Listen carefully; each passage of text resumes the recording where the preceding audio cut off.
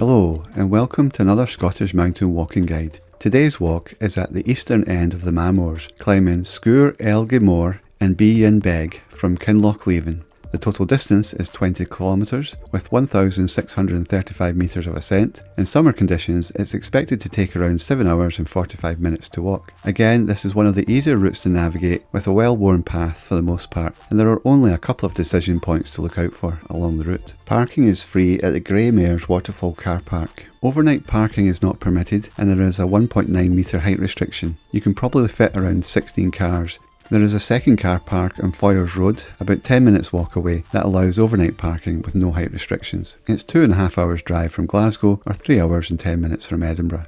Starting from the Grey Mares Waterfall car park, you follow the path, it bends round to the left, follow that round, it'll bend back to the right, and the path to the waterfall continues off to the left. But at this point you want to leave that path and go up a muddy track straight ahead. Once you're on that track, you're going to follow that track in a northeasterly direction until you come to this river crossing. The path itself continues along the south side of that riverbank, and at this point you want to go down another path that goes down and crosses over the river. After you've crossed that river, you will go through a fence at this point. There's no gate, but there's a gap in the fence. Once you go through that gap in the fence, you just want to keep to the left as the path splits. The path that goes straight ahead is less well worn, but you will see it. The more worn path is on the left hand side, so follow that path. Once you're on this section of the path, it is easy to navigate just following that path. It gets quite steep going up the hillside here and quite rutted. There's a lot of roots from the trees. You're walking through the woods, especially in the descent. This is quite a difficult terrain. You continue following that clear and obvious path, heading northeast.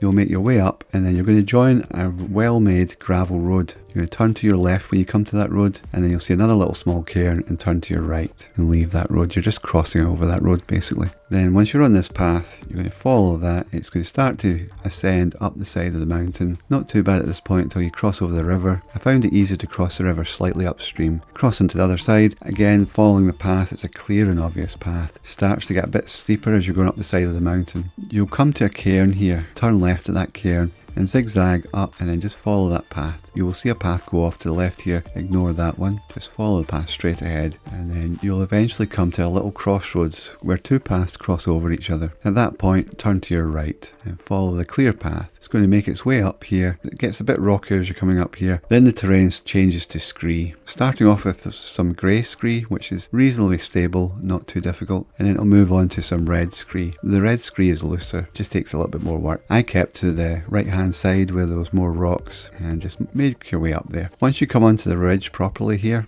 it's a really nice ridge to climb up and no difficulties, clear path, and you'll quickly come to the cairn at the top. From there, retrace your steps coming down. I found the scree really easy to descend. So you make your way down through the scree, back down onto the path, come down, cross through here. I cut the corner a little bit on the actual walk. You can see it's quite level, so I just turn to the right. I can see the path on the horizon. Then you'll make your way down some large zigzags, come down to the stream. And that's one thing about this walk.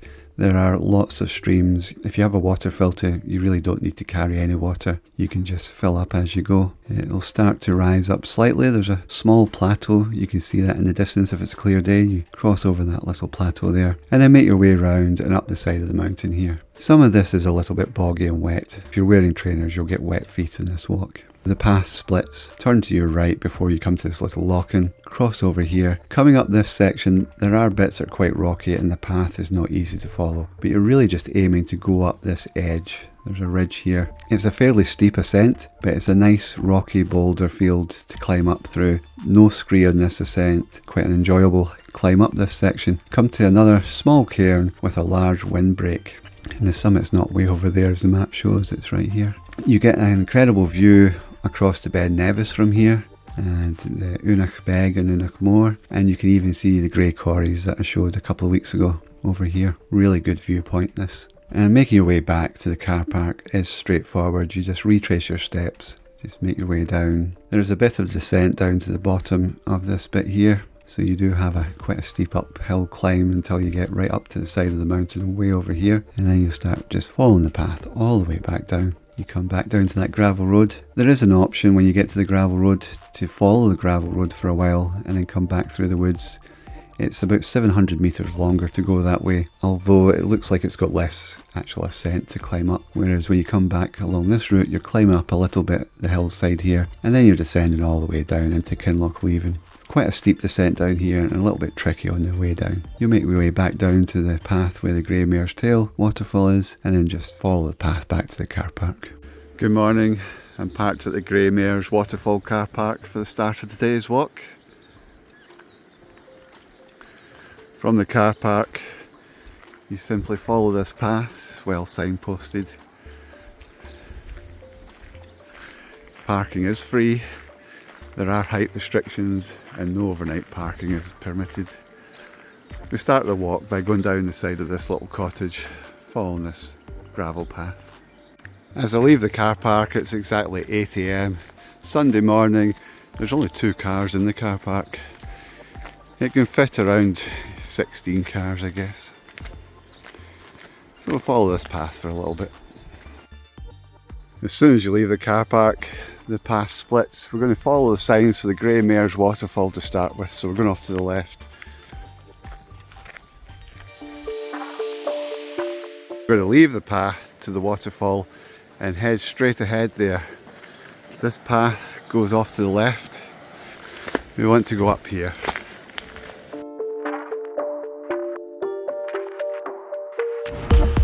When you come to this fork in the road, just take the path on the left. We cross over the stream here and then follow the path up the left hand side of the river.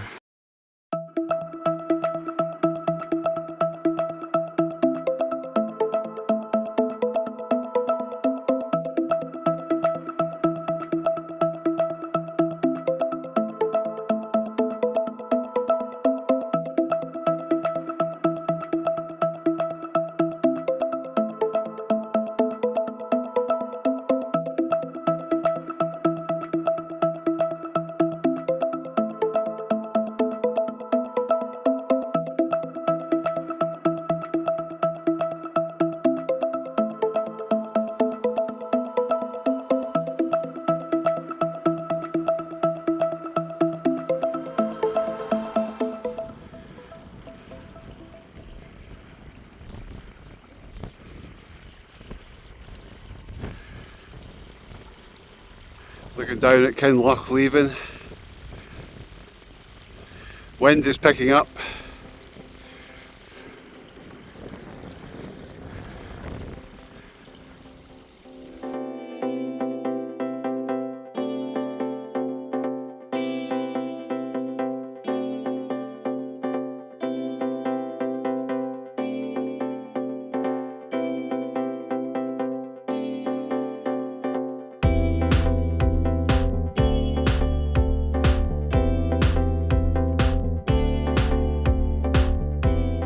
The path goes down and crosses over that road there and then up the other side, and we're going all the way up to what looks like halfway up that mountain over there.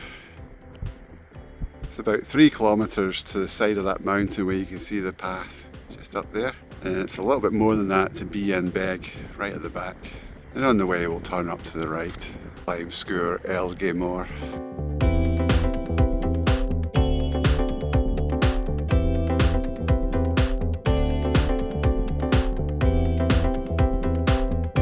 When you see that big cairn up there, you want to go to the left. We're cutting across now onto that path that goes up the other side.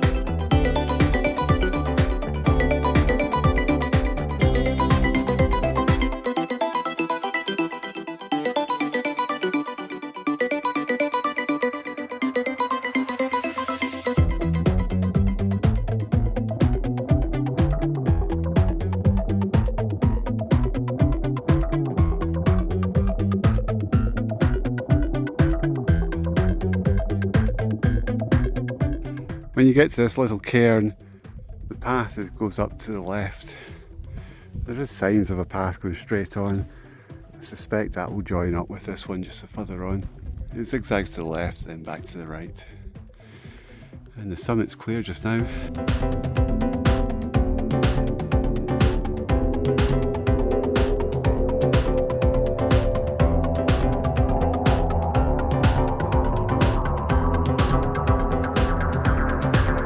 Now we can see Binnein Beag over there and Sgùrr Èilde Mòr just there. I'm going to go up a wee bit and then bend off to the right and up the side there, back down to the path again and straight on up the middle of Binnein Beag.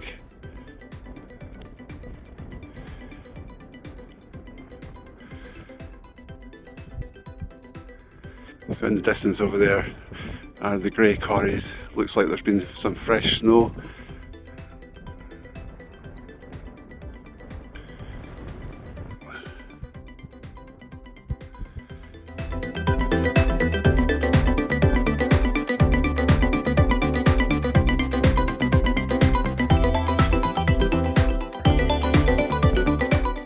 We have about another 250 metres on this path before we turn off to the right. You can see the path on the opposite side over there, just at the far side of this little lock-in. We go straight ahead and then again turn right to go up to the top. You don't go up this first ridge, it's a bit further on. It's lovely when you're out of the wind, but the wind's coming from the north and it's bitterly cold.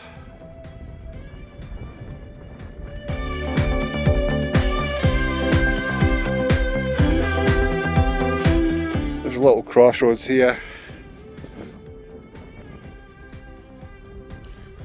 So we're going to turn to the right, follow the path there, and up to the left hand side. I did notice there's another path over there, so somewhere back there you could go a little bit down to the right and cut the corner a little bit. We're going to head down here, up the other side.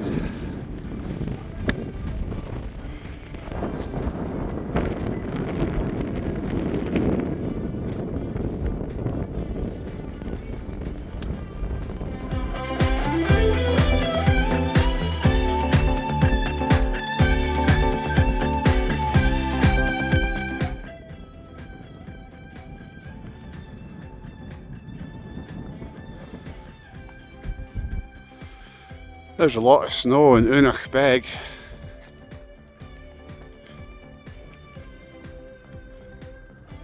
Was forecast of snow yesterday on the higher mountains. Just keep following this path, it just goes up and then bends round to the left a little here.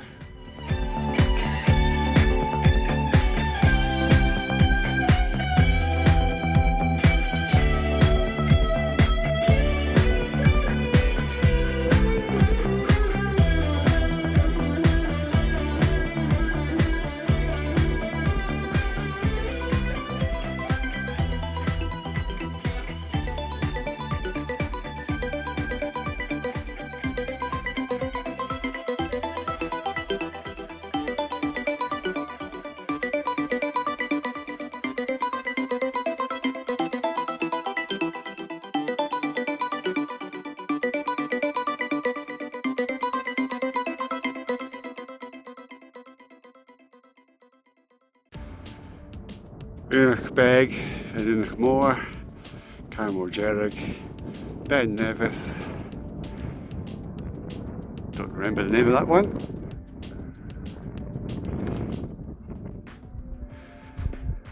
Looking across at the Binnein Ridge and Binnein and Binnein. The Buckle.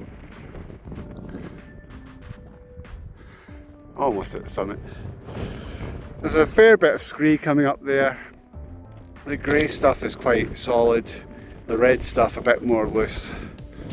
Now onto the ridge. I think it's literally just up there, the summit.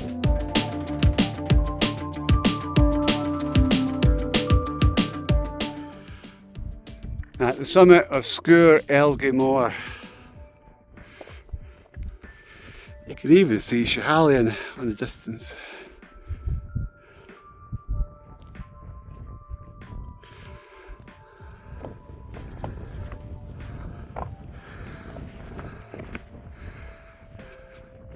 There's a bit of a weather front coming in. I'm looking directly into the wind. So it might not be clear when we're on Binnein Beag. Grey corries are looking like they're getting snowed on maybe. The Ascent's over there.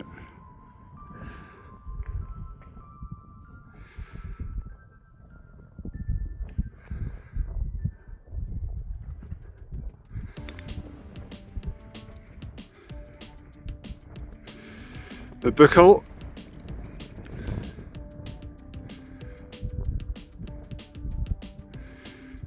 And the wee Buckle. And Binnein Beag. The Munros Ridge.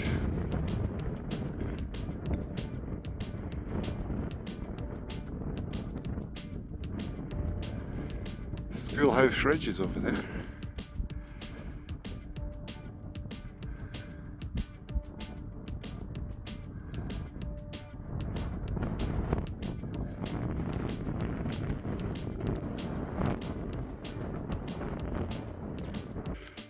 I've just come a little bit south of the summit and managed to get out of the wind. I'll stop and have something to drink.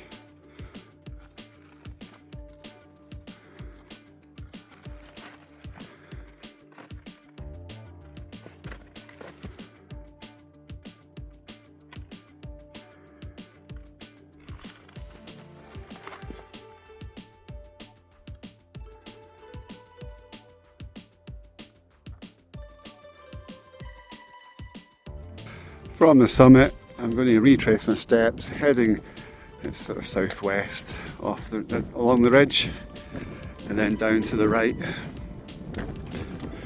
Getting some slight snowflakes. It's very cold. I just make a way down, follow the path that goes along the side of the mountain there, up onto the next top, which looks a little bit shorter than this one. A little bit lower than this one.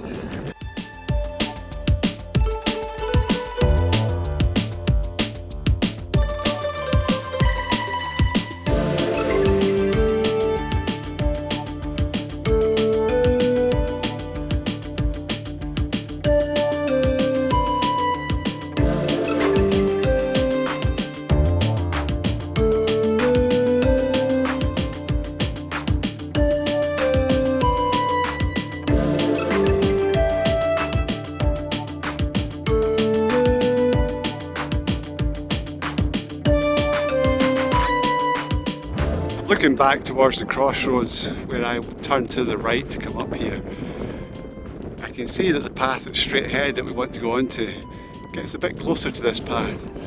So once I pass the little lock-ins there, I'm going to just turn to the right and cut the corner and join the path just over there.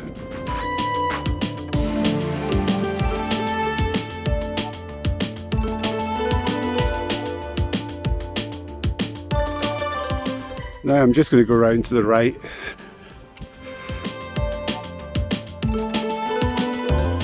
And I've joined back up to the path I was on this morning before I turned off to go up to do that one. So we've got a little bit of descent now. Goes down, then across and along the side of the mountain over there. And round the corner up to a lock-in. And then from there you're basically just going straight up.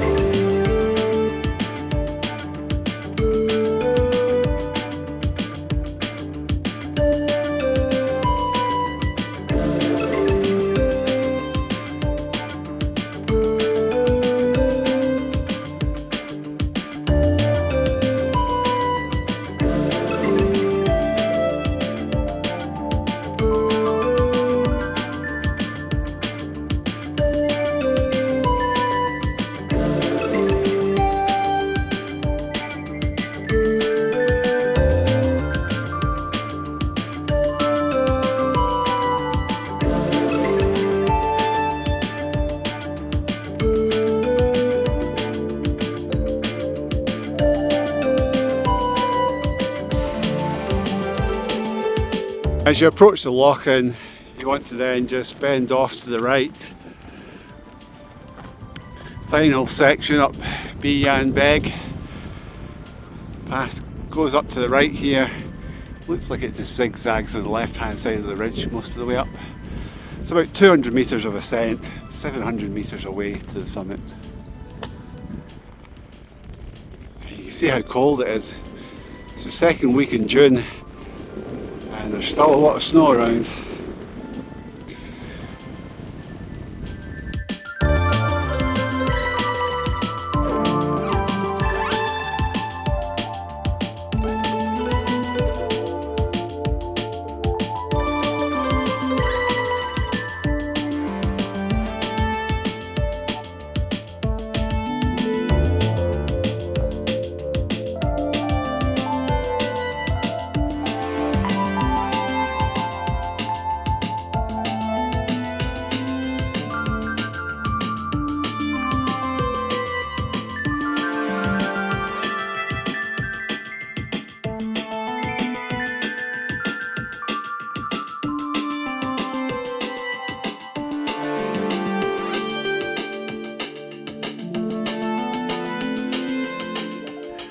At the summit of Binnein Beag.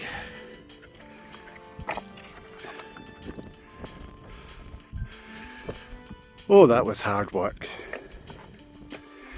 Very steep. No scrambling, no scree.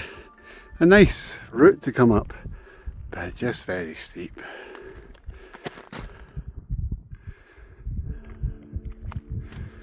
Unfortunately, brightened up over here since it was compared to earlier on. There's a nice big windbreak here.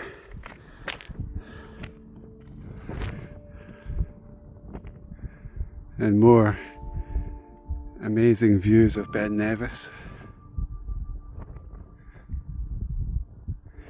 Munros I. And then across to the Grey Quarries.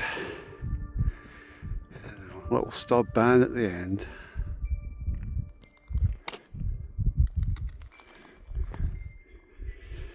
You can still see Schiehallion.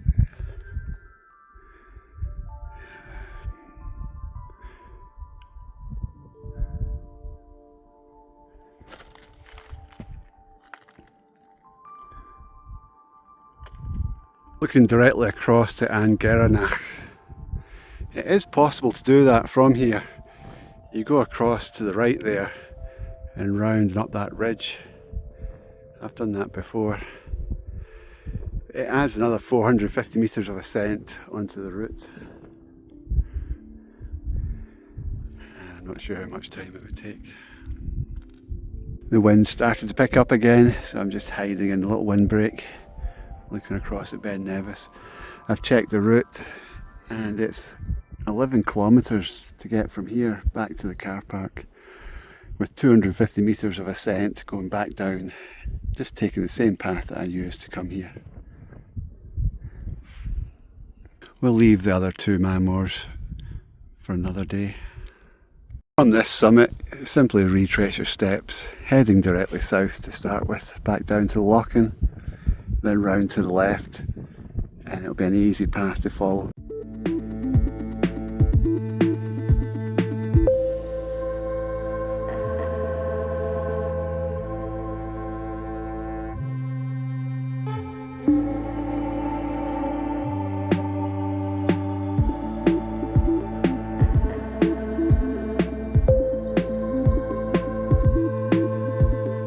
Little sections of this path are more difficult to follow due to the rockiness of it.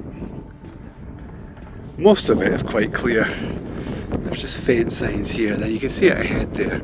But as long as you're going down to the left of the lock-in there, and then we'll join the path and turn to the left again, all the way across there.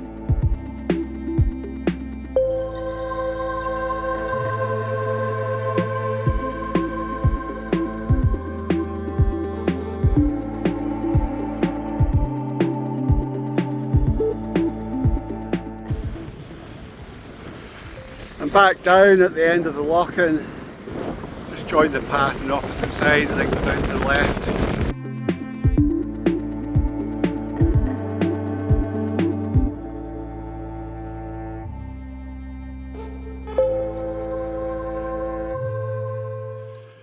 Just come round the corner, getting out of the wind. Path continues round the side of the mountain here, over to that little plateau in the centre of the frame. Then it goes down the other side, down to the river, and then all the way up the other side there.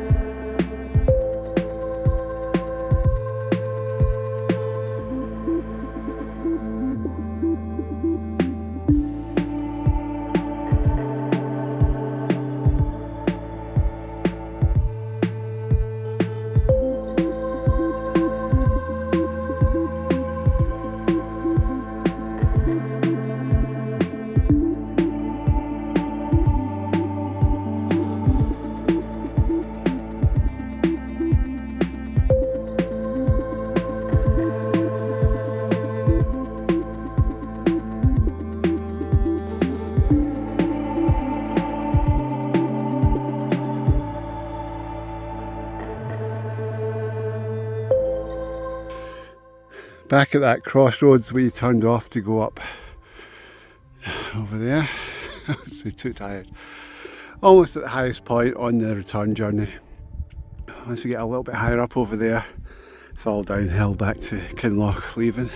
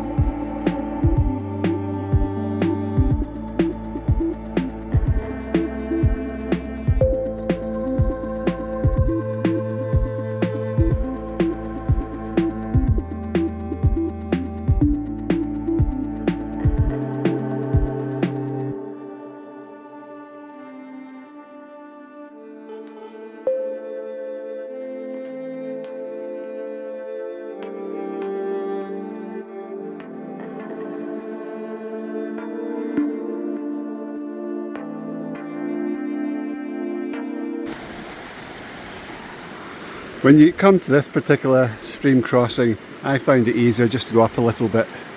There's a good series of rocks there to step on.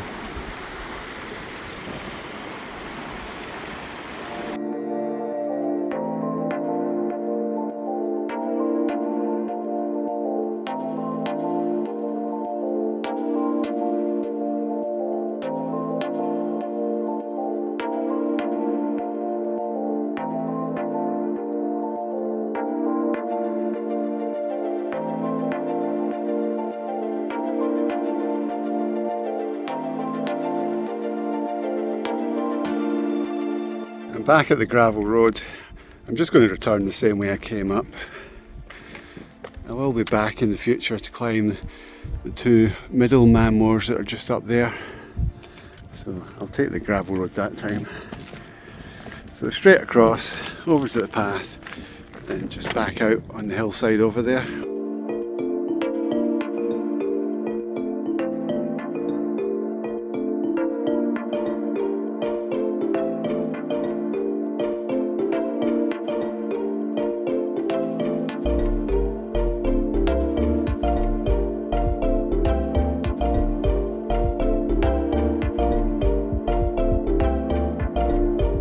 Not much further now, you can see the houses of Kinlochleven. So a little bit down through the woods back to the car park.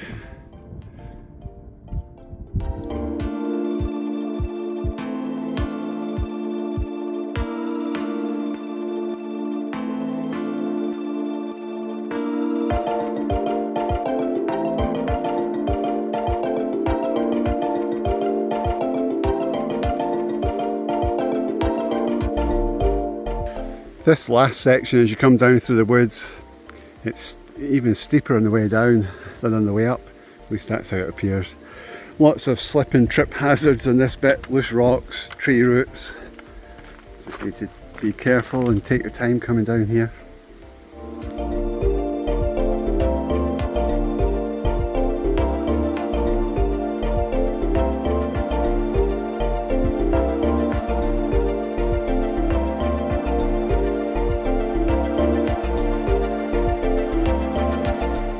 You come down to the stream here, we cross back over the stream, up onto the other side and then keep to the right. Thank you for watching. As always, I hope you enjoyed the video and I look forward to showing you more in the next one.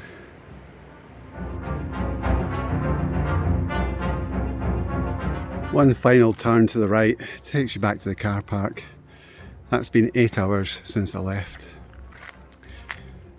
Thanks for watching and bye for now.